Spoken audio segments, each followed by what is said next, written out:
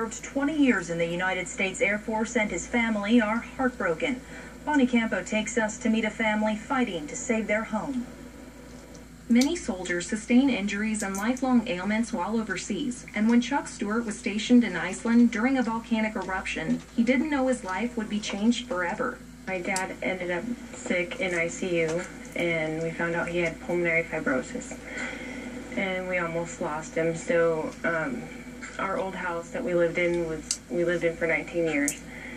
It wasn't serving his needs anymore, so decided to do a handicap accessible house. Last time I was at the doctor, he told us it wasn't progressing. It was pretty much just kind of staying where it's at, but it doesn't get better.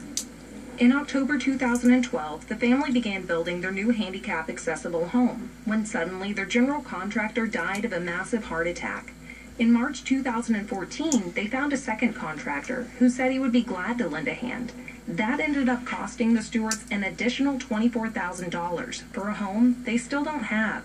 He said he's a vet and he takes care of vets, and he told my dad not to worry. He's like, "Chuck, I'll take care of you." He started doing the work, and then he said he ran out of money shortly after he'd already gotten that money, and stopped doing the work in June and didn't finish the house. The family has retained a lawyer to track down the man who stole their money, but if they can't finish the house by next April, they'll lose it for not actually securing a mortgage as part of the loan agreement. Their cars will also be seized, as they were used as collateral for a previous loan extension, and for the past year, the Stewarts have been forced to live in an RV.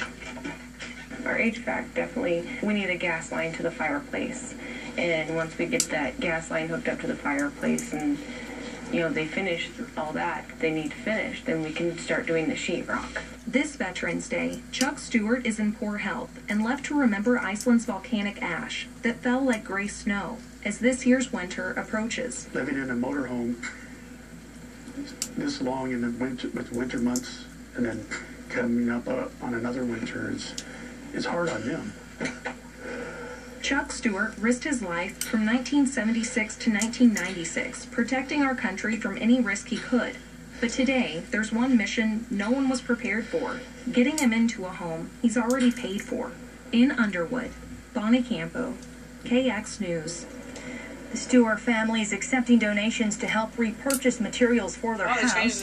And if anyone is asking if they're able to volunteer for construction, you can call Brian Hankla at 852-2544. Coming up.